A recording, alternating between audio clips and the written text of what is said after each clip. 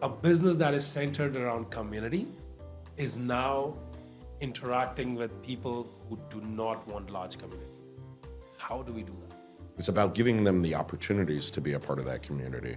Give them the opportunity to engage. It's up to them for them to engage with the community, ultimately. Community is a different definition to every resident. So we have to build community individually for each member.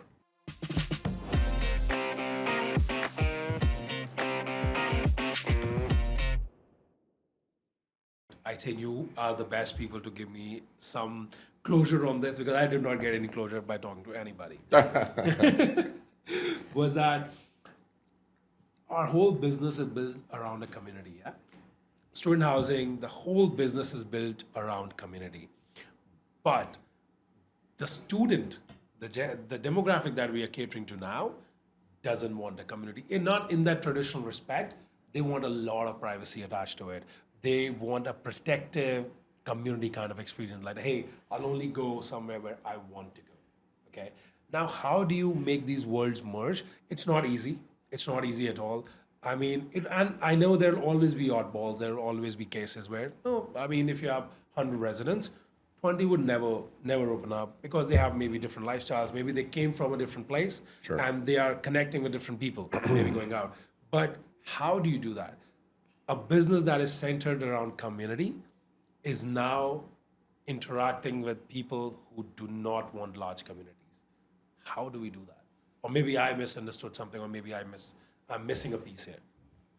Well, I mean, I think, your community offers different aspects to it, right? You can be an extrovert in the community. You can be an introvert in the community. Someone that doesn't want to engage in the community and kind of want to stay on their own road may rent a studio or a one-bedroom unit, right? And it's about giving them the opportunities to be a part of that community versus just assuming that, hey, I don't have to do community-related items. You know what I mean? Give them the opportunity. Just because today they don't want to be a part of the community doesn't mean that tomorrow they are not going to either. Okay, so persistent. Give them the opportunity to engage. It's up to them for them to engage with the community, ultimately.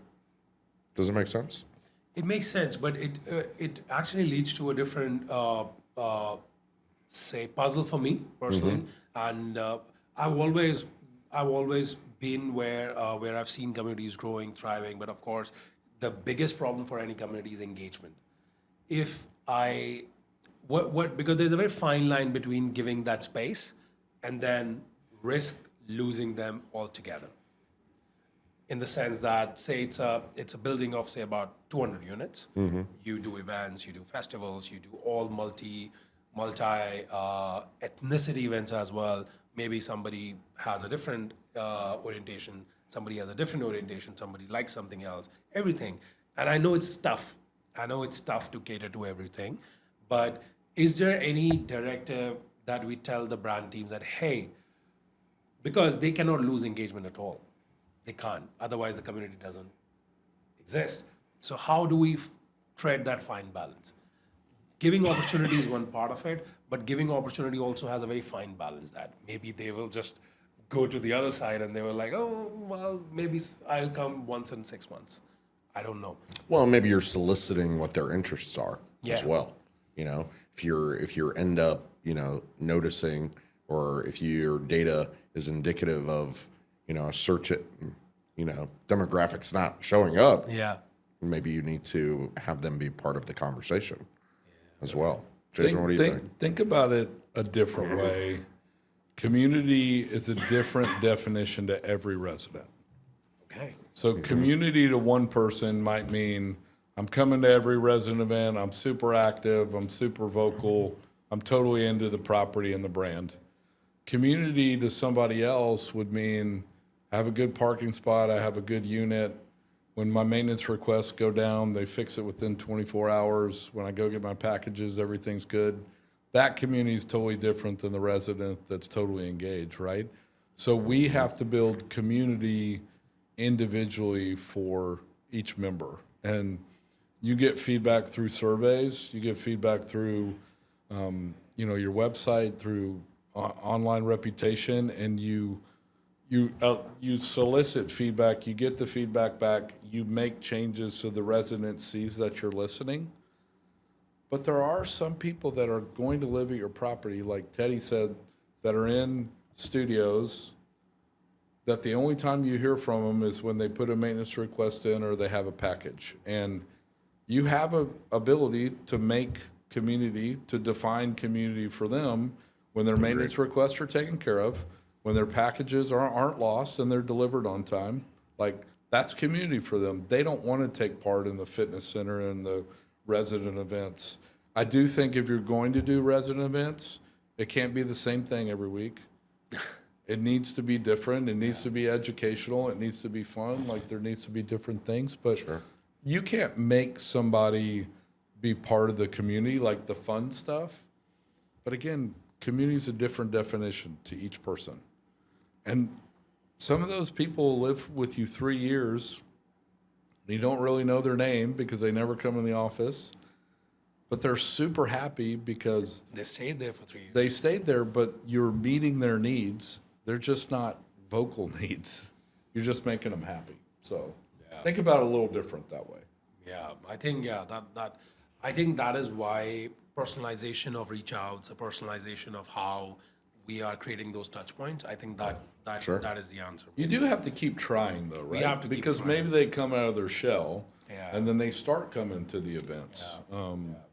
Offering jobs at the property too. Maybe that's, hey, I need money, and I'm going to go be a part-time porter or maybe a part-time leasing agent. Like that could be a way to build community too. So We would leave notes on their packages because either they're picking up their packages after hours or, you'd leave notes on the packages either with like a lifesaver or something, or maintenance would leave, when they complete a work order, hopefully we're a lifesaver for you and leave a little lifesaver or something, something funny, That's nice. That's nice. I think just shows you care. Yeah. it shows you care. Exactly, it shows you You're care. engaged. You're engaged. Yeah, I think this is my learning from this conversation right now. We often talk about how engaged is the community, how engaged are the users. If you are engaged with them, I mean, you have to be engaged in that business enough to actually garner that engagement, if that makes sense. I think that's what I've learned here. Like that gesture of writing something, it's not coming out of the mill. You're not pasting stickers or something, right? Your teams thought that, hey, I have to go out of my way and put that sticker. Or your team thought that, hey, we have to make sure, can we offer them a job? Is money the problem? Or somebody has that kind of a challenge going on.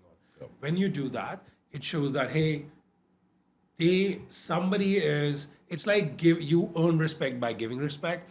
You earn engagement by giving that much kind of time and effort into it.